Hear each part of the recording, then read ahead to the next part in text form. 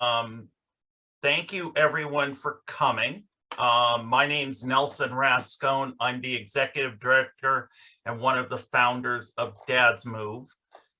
We are a statewide family organization here in Washington that focuses on fathers, fathers being more involved with their children that have behavioral health needs. And we try to advocate for more fathers to work in the system, either as advocates, volunteers, or in peer roles. I have 3 children that are all adults. 2 of them have behavioral health diagnoses. One has developmental disability who lives in a group home. So I've been touched by every system in our state. Our organization not only does advocacy, support groups, we do a lot of trainings with the goal of educating not just fathers, but moms on how to better manage their children that have difficult behaviors, how moms and dads can work better at co-parenting, and how they can navigate an often very disjointed and confusing system. We also do 2 parent weekends a year, one that moms and dads come to, one that is just for dads. And then this year, thanks to the pandemic, we did our first ever Father's Camp Out where the children were able to join. That is probably going to become an annual event from now on. That event was actually held at the property of where this project's going to be at that we're about to talk about. We are also embarking on launching our trainings online so parents can access them easier and more often. And we are also in the process of building a father-focused peer program to again encourage more fathers to work in the system alongside fathers that are just starting their journey. With that, I will pass it off to John Bodkins, our assistant director. Hi, everyone.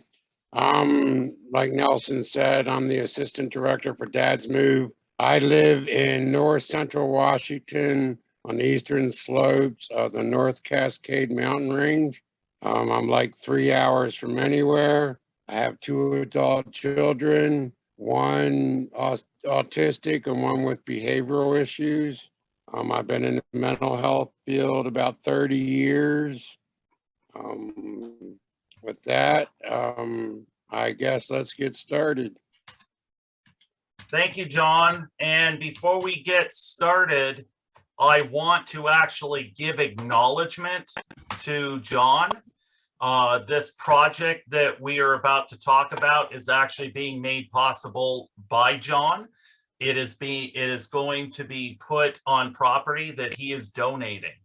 So 40 acres of land in eastern Washington that he has generously donated for this and other future plans. So with that, we'll get started. So again, just kind of a little bit about us. We were founded in 2011 by 6 fathers that all had children with behavioral health needs. Several of us had been single fathers at that time or at some point in our parenting journey. 2 of the original founders, myself included, actually worked in the system as peer counselors at that time. And we just had a strong desire to take the knowledge that we had built as dedicated fathers who had navigated the systems and try to pass that knowledge on and encourage more fathers to get more involved. So that's kind of in a nutshell what we do. One thing I want to make a point of right now is we actually work with probably just as many moms as we do dads.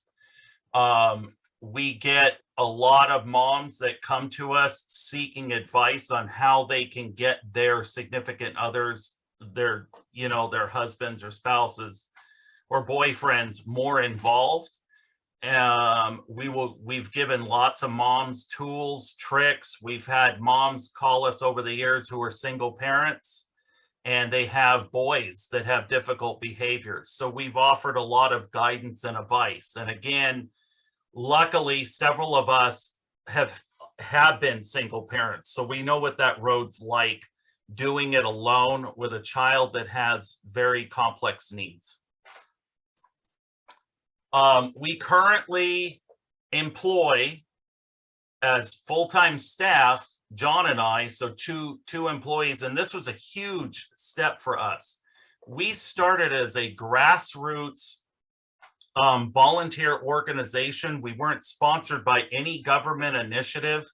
We literally started this with $750 out of our own pockets.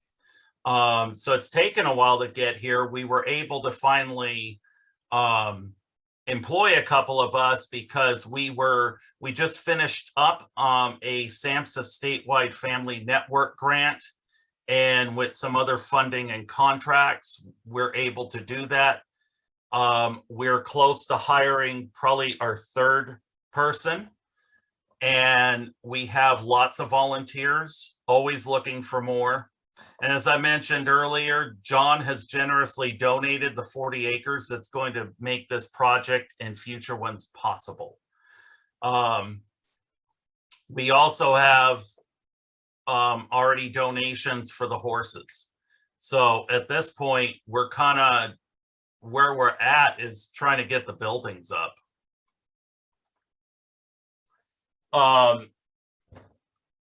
As part of this project, we are planning to partner with the justice system, because one of our goals in this is to work closely with fathers who are incarcerated to improve not just their transition back to society, but their transition back to their child's life. I don't have the exact stats on me, but here in Washington, and it's pretty close to this across the country, over 50% of the fathers that are incarcerated have their own diagnosed mental health or substance use disorder, and so do their children, either through PTSD or other issues. This needs to be better addressed, and that's what we aim to do as part of this project. So with that, I just want to kind of throw out some things that kind of illustrate the need for this. These are fairly recent stats from Washington as far as our poverty rate, the fact that our state has one of the highest costs of living, which affects our families. We have a high amount of service members, particularly men with PTSD returning from Afghanistan and Iraq. And many of them have reported traumatic brain injury. Again, this is kind of also part of the population we're looking to serve in this project. So another known fact, children who have one or more parents with serious mental health issues are more likely to experience it themselves. It seems like a duh, but again, many of the children of these incarcerated fathers have their own struggle. Many of them are being raised by their mother. So the mother has been, you know, I don't want to say stuck, but has been given the task of dealing with this. And our system doesn't do a very good job of trying to correct this, to address the trauma, to give the proper supports, or to try and better integrate the father back into the home if it's possible. So with that, I will ask if there's any questions at this point for us before I talk about the nitty gritty of our project.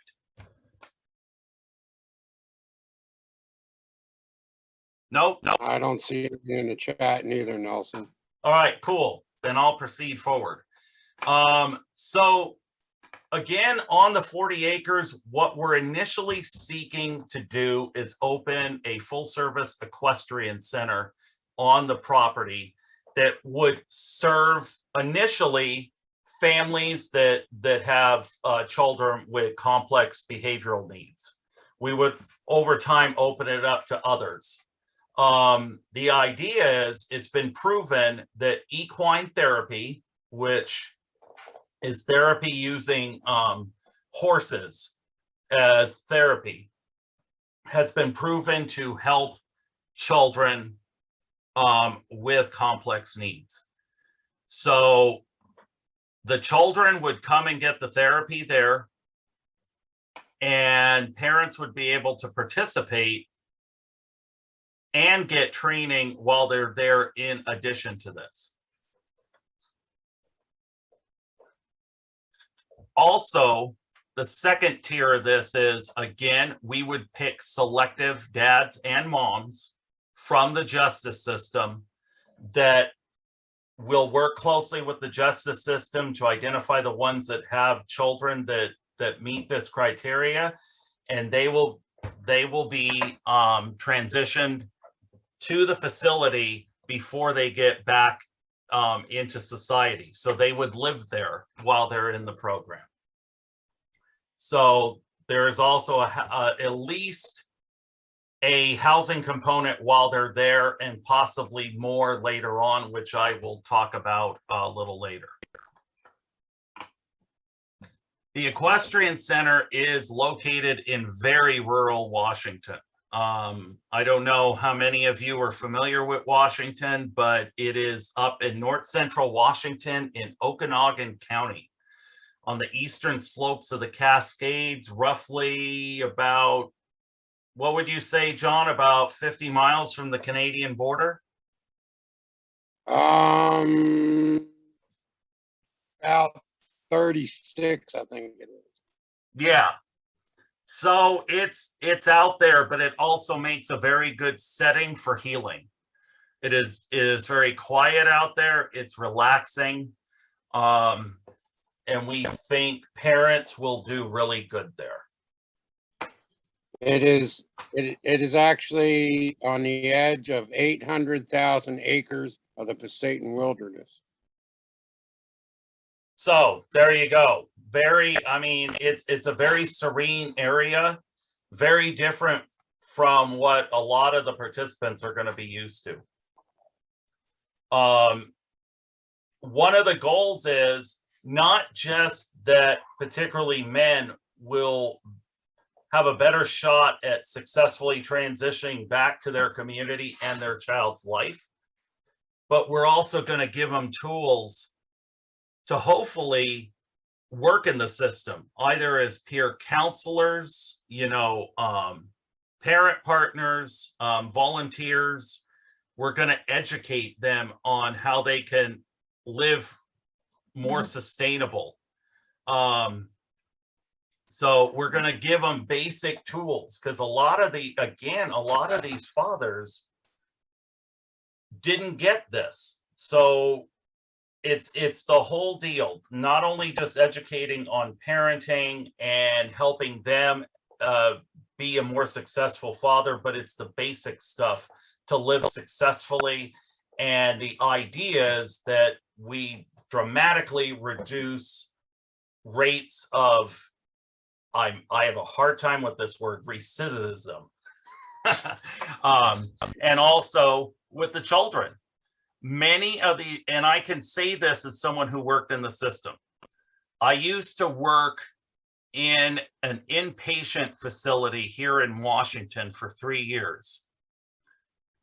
At certain points, we had almost 50% of the youth that were in there they came from homes where there was either no father because they just were not there, or they were incarcerated. There was a lot of trauma and a lot of PTSD related to that. And again, we hope to reduce that. Better outcomes. As I was mentioning, the parents will stay at the facility. They will be engaged in helping to take care of it. They will learn how to deal with the animals and you know, raising food that goes for them. Again, we got 40 acres to deal with, so we're hoping that it just creates better outcomes. We will implement a multitude of trainings, not just the trainings that we're doing now, but trainings that we're in the process of developing. We are already talking with therapists and other professionals that will at least initially donate their time at the facility.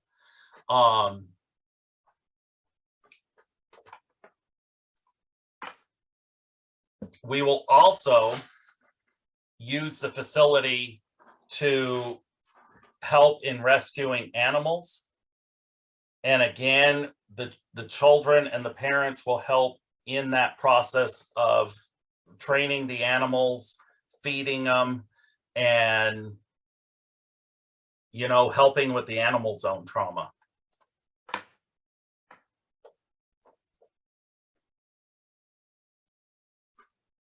Our plan at this point, which at first probably won't happen, we're hoping that it will be as sustainable as possible, that we will grow most of the food that is for the animals and also what the participants at the center will eat.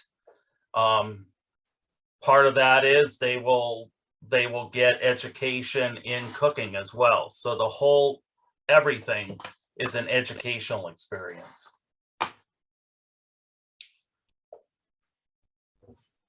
Now, the parents that are not, so as I was mentioning earlier, we're going to have two focus groups.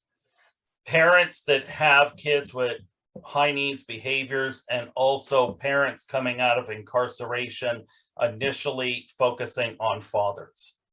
So the ones coming out of incarceration, they will be staying there full time during their term, if you will, there.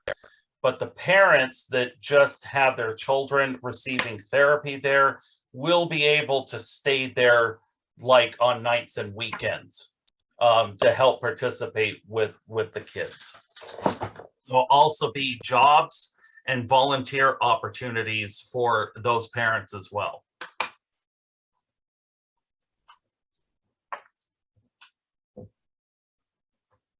So again, I can't stress this enough. This is all about education, mentoring, and teaching parents new skills in an effort to transition them more successfully back into society. A lot of the programs right now, we don't do a very good job. There are transition programs, but the success rates are very, very poor. So now that's kind of a nutshell what we're hoping to achieve. I want to talk a little bit about where we're at, and then I want to talk about a little bit of what our future plans are after this. We're hoping within the next year and a half, we're going to have the corral for the horses set up. We have some structures on the property, but that's probably our biggest hurdle. And then kind of along with that is constructing a training facility to be the hub of our education, along with a stable and housing for the participants in the program.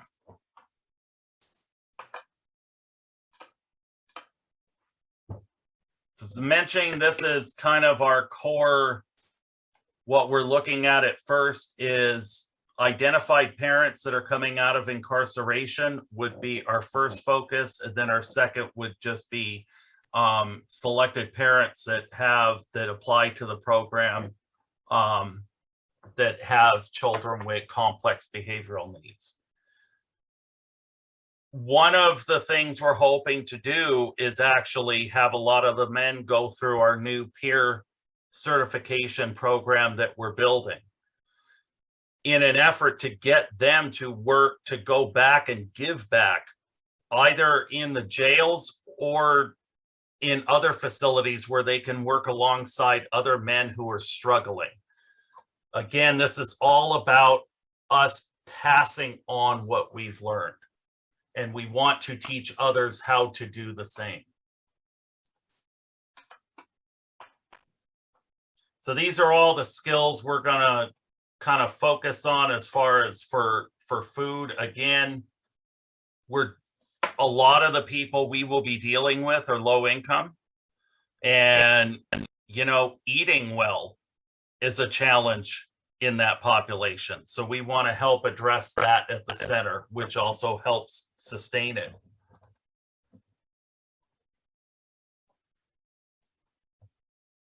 A large part of this is going to be what we do now, training. We will run everyone through a full training curriculum. It'll be part of their daily duties that teach them not just how to be better fathers, better parenting skills, how to navigate the system, a lot of the stuff that we do now, but in a more intensive setting, like a full-time classroom.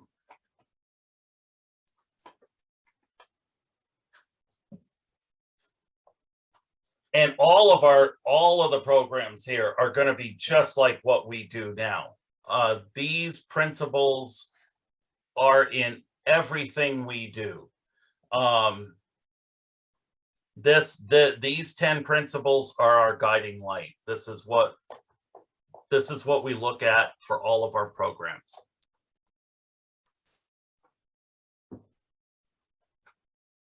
We also, besides targeting mostly low income, we are going to put special emphasis on making sure that we look at communities of color, because communities of color, of course, have a higher rate of population in our justice system. They are overly represented there.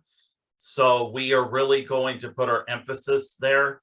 We have already built some strong partnerships with a few tribes in the state, including the Colville tribe that is right near this property. We have a strong partnership with them. So we envision that will probably be a lot of the initial first participants in the program.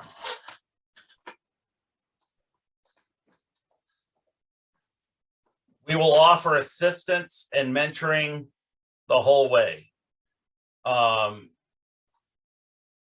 And we will also work closely with the case managers of the parents coming out of incarceration and make sure that if any of you are familiar with wraparound,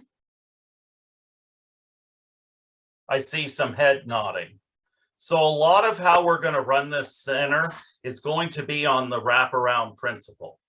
We will not just work with the parents, but we will work with their natural supports and the community members that are already working with them, like their case managers and such.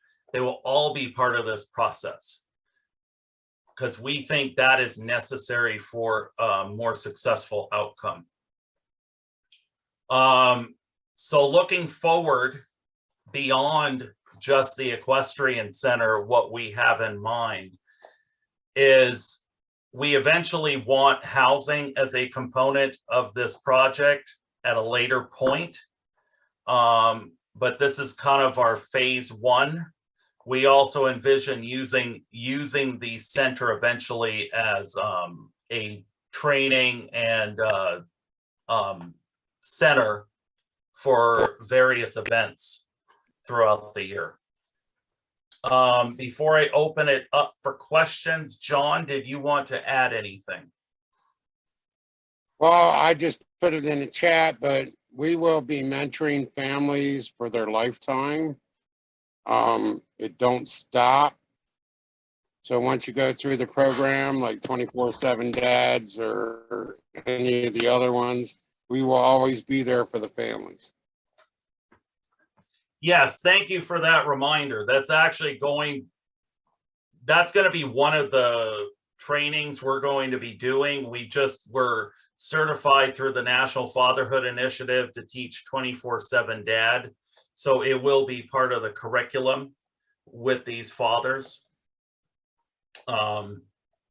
So with that, I'd like to throw it open for any questions that anyone might have for us, either the organization or our project. I haven't seen any in the chat yet, so.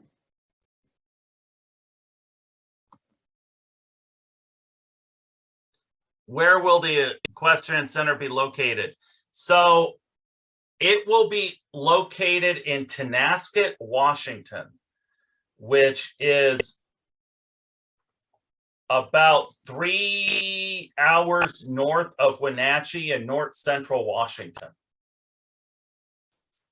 So very rural setting. It's up in the mountains.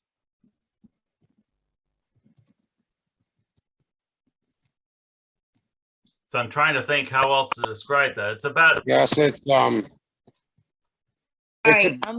10 miles. It's about 10 miles off the highway of 97, like Nelson said, in the North Cascades Mountain Range. It's close to fishing. It's close to hiking, boating, and all other kinds of activities we can do. So even in the winter time, we have sledding parties and bonfires and that type of thing. So to answer the latest question, will the participants live there for a time being or just come there as a day program? All of the above in different phases.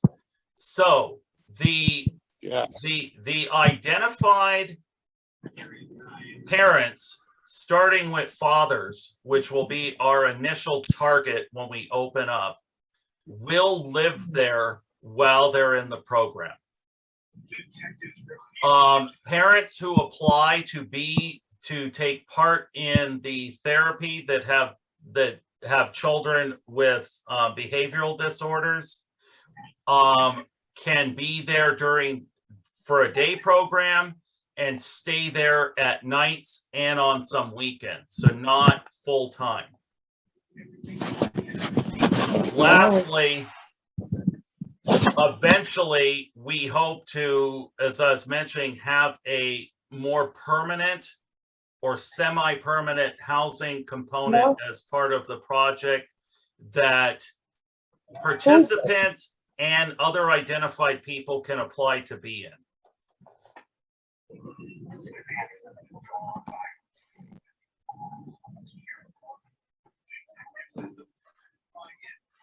I'm just reading the chat. Feel free to. And yeah, I was just going to mention it's not only going to be horses, it'll also be dogs and other animals of such. Yes, horses will just be the initial stage of the project. And then as far as rescue goes, we'll rescue any animal as far as deer, bear, eagles, whatever that we need to put them back in their habitat or make them part of the equestrian center or find homes for them. Yes. Yeah, feel free to unmute and ask us any questions. We need a program like this on the East Coast. Yes. I'm from the East Coast, so. Yeah, we are, John and I are actually both originally from, well, basically urban areas. I'm originally from Los Angeles, and he moved here from Baltimore. Oh, Baltimore. But yeah, I was born in my neck of the woods Gettysburg. in Maryland. That's my neck of the woods in Maryland. I love everything you all are doing. That sounds amazing. Wildlife rescue, plus programs for people coming out of incarceration. It's so hard to get a foot back in society and get on the right path, and you see so much recidivism because people go back to what they know, maybe some illicit ways to make money and get incarcerated again. They just don't have opportunities. So, and I'm a big proponent of wildlife rescue as well as programs to help incarcerated or people coming out of incarceration, as well as love horses. So kudos to you all. I wish you all the best of luck. This is great stuff. Thank you very much. And you kind of touched on something that we're hoping that this project will at least go to address, even in a small part. We honestly feel from our own personal stories and our own experiences from working in this field for, gosh, I've been doing this for 15 years now, which makes me feel old. But we don't do a very good job of helping people. We punish, we don't rehabilitate. We don't do a very good job understanding trauma and how that affects people and how it's generational.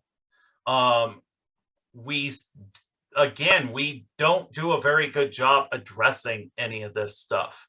And quite frankly, as a male-driven organization, we find it shameful how many families in 2021 still are fatherless homes, or where fathers are not involved with, or the rate of how many fathers are incarcerated. We can do better. We should be doing better for the sake of our kids. We need to stop the cycle somewhere, and we believe this is at least in part of the solution, to help the parents out, to help their kids out.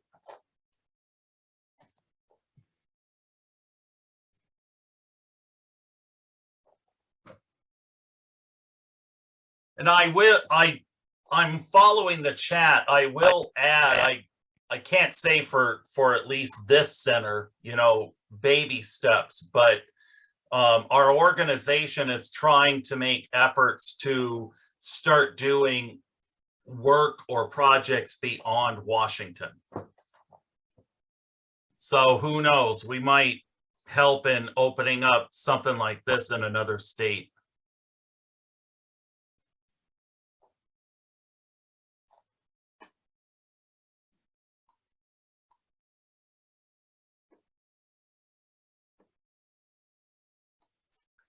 I have a suspicion that many of you might be at work, because the chat is really busy, but it's quiet.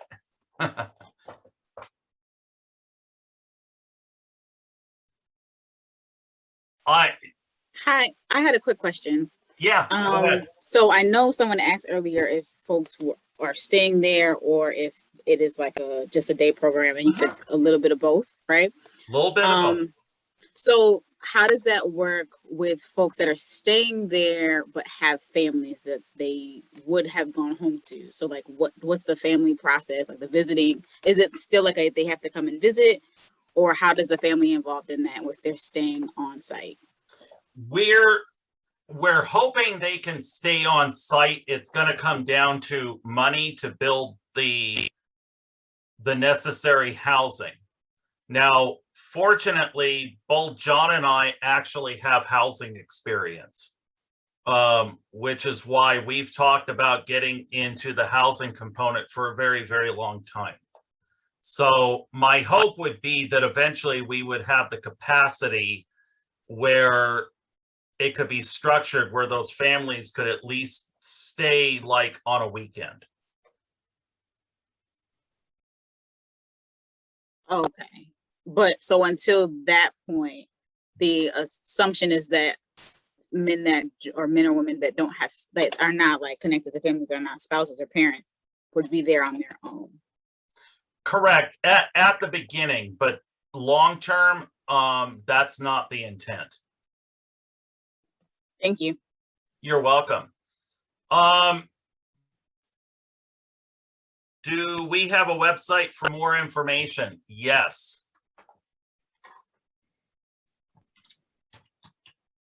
So we have on our website a page specifically for this project that gives information and opportunity to volunteer or donate.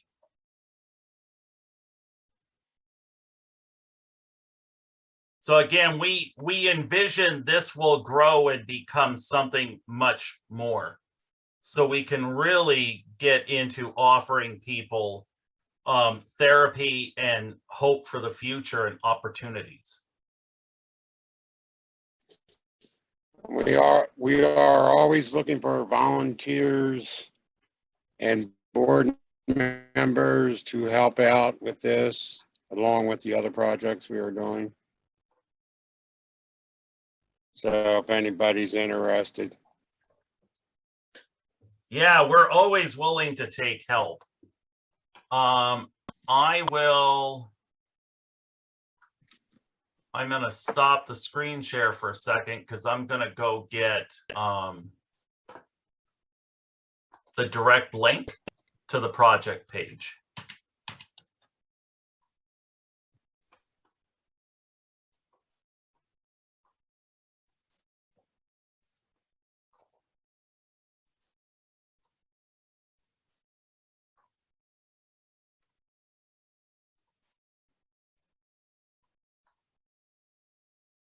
Maybe. Too many windows open.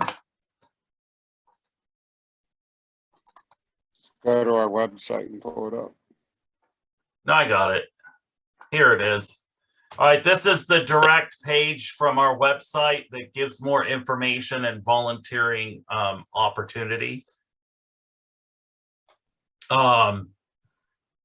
As I was mentioning, most of our trainings that we're going to do, we're already either doing or will be rolling out this year. We're in the process. We'll be teaching 24/7 Dad here shortly. We have an intro to it next weekend. We're already building our father-focused peer certification program. And we are already in the process of building a learning management system on our website that will allow for easier access to our trainings to do it online. So ideally, looking ahead as we get going with this project, with the parents coming out of incarceration, we would be working with them while they're still in jail.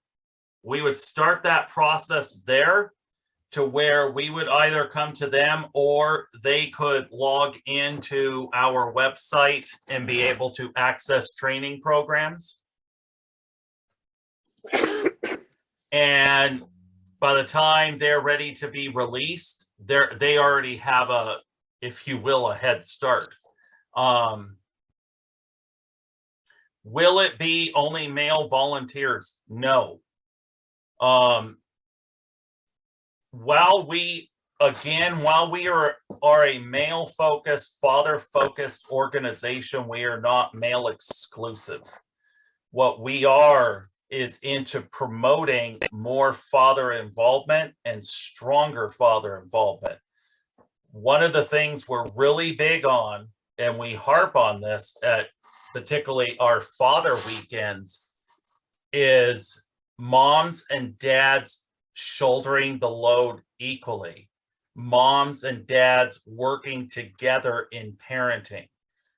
Because we have seen from our own personal experience, when moms and dads are working together and on the same page, you have dramatically better outcomes. That's what we're about. So I'd probably say half the parents we've served over the years have been moms. We have a female on our board. We have a female volunteers. Moms, women are very important to our organization. Matter of fact, I hate saying this, but it's true. I'd probably say over almost 3/4 of the guys who have come to our father weekends were kind of shoved there by their female wife or significant other. So very much part of what we do.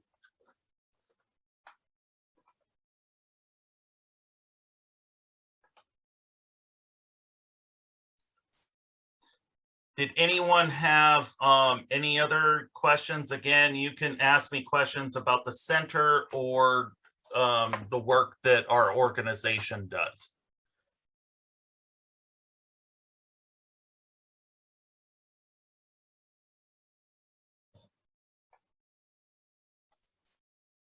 I guess we must have answered them all. Where are the horses going to come from? Ah, good question. So we have a gentleman who is actually a foster parent who lives not far from John, who's at least going to be donating the first initial horses. Matter of fact, if you recall back at the beginning of our PowerPoint, there was a picture of some kids next to a horse. That was from our recent camp out, and those were some of the horses from the gentleman that'll be working with us. So a lot of what we're trying to do at the moment is simply put up the buildings. We have the volunteers, we have the horses, and we have the land at this point. And the vision, of course. And some other animals. And I'm guessing that equestrian part of the program, it'll be both like taking care of the horses and learning to ride. Yes, so taking care of them, learning how to ride, and as I was mentioning, not just caring for them, but even growing some of the food that the horses eat. We want. And now, go ahead, Nelson. No, go ahead, John. Well, I was going to say, and learn the animals, how to feed the animals, what they eat, and amongst taking care of them, because animals have needs too, and they just, some of them can survive on their own, but a lot can't. So it's just, building that relationship, because a horse can sense your feelings just like a dog or any other animal, really. And they know, who's a good person and who's a bad person, and the animals can detect that. So true. So yeah, and so it's just building that relationship and getting them qualities built into people, of learning how to, it actually helps them learn how to take care of themselves, how to certain times they got to be fed and their beds got to be made and stuff like that. So, and groomed. Yeah, there's a lot to it.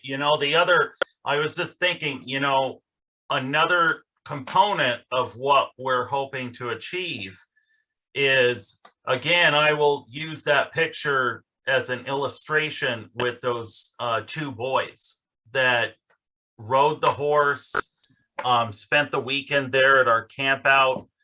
They were from the greater Seattle area. A lot of our youth, and I'm sure this is nationwide, but a lot of our youth in this state that have behavioral needs happen to live in urban areas.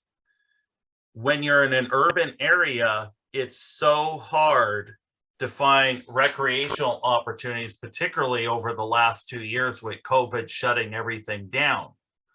So we are hoping that, you know, a lot of these youth that live in the urban areas can take advantage of being out here in a very therapeutic setting, where they're able to work on a lot of their stuff, where back home they can't. You've got more room, you're working with the animals, you're camping. Again, eventually we hope to have a facility there where we can hold retreats and give kids even more recreational opportunities and their parents. So this is kind of phase one of what we hope is multiple phases to this project. And since COVID hit, our mental health rate went up here in the community 47%. Yes.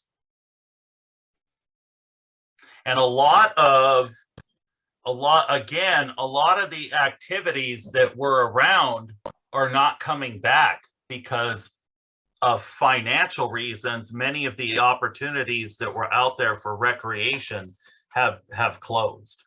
And again, I'm sure this is consistent across the country.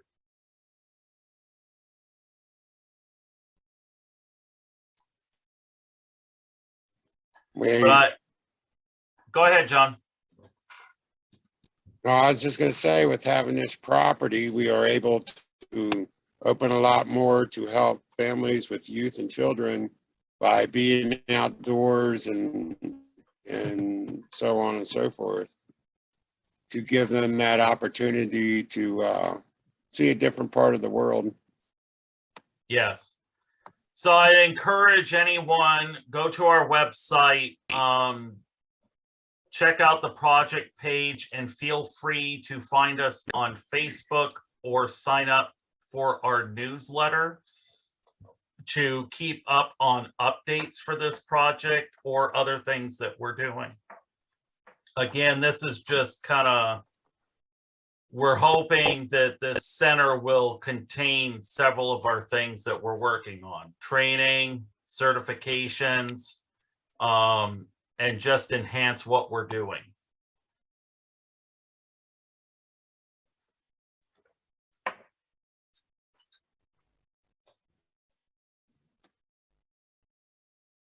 Anyone have any questions last... anybody may have? Yeah.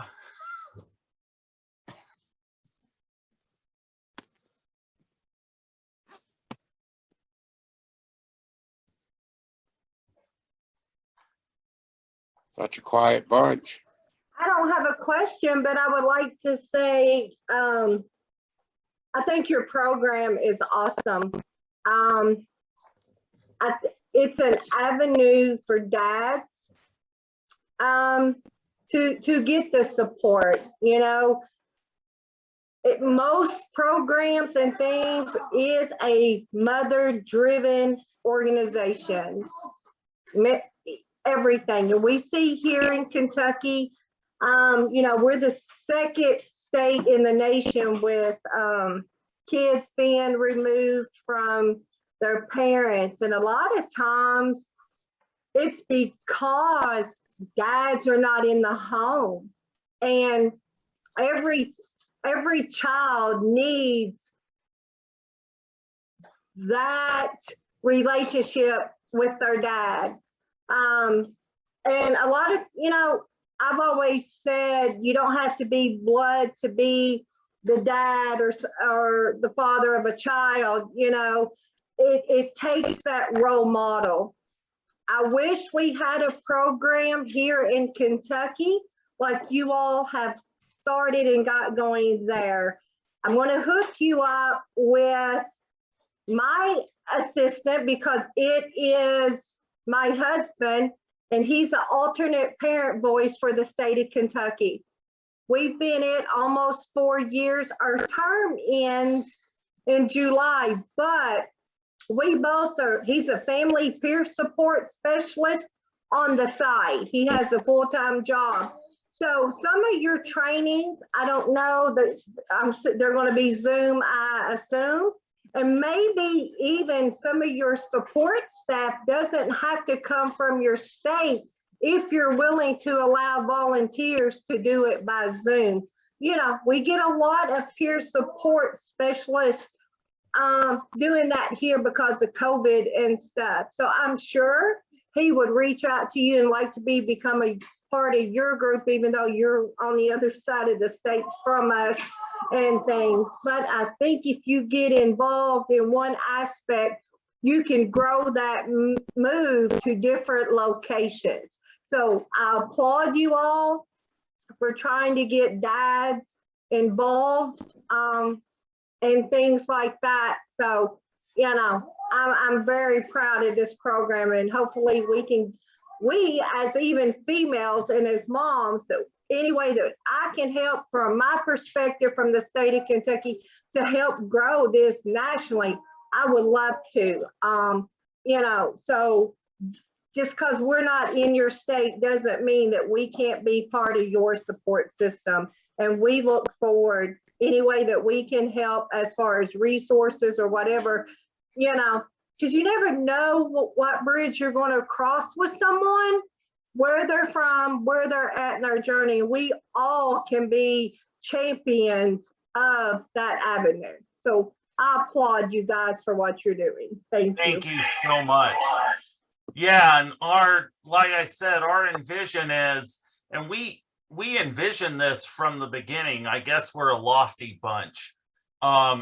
We always hoped we could grow as big as we can, because fathers need help everywhere, not just in our own state. It's needed everywhere. I can tell you, I actually sit on a, I guess you could say, a Fatherhood Coalition, where we have 6 guys on representing father-related organizations. And we have one that's in Israel, one that's in Australia, and then one in Brazil. And the issues and the concerns are all the same or very similar.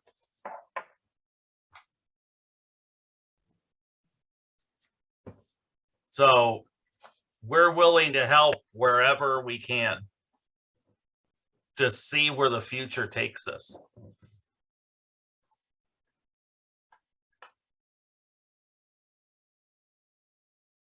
And hopefully we will see some of you in person next year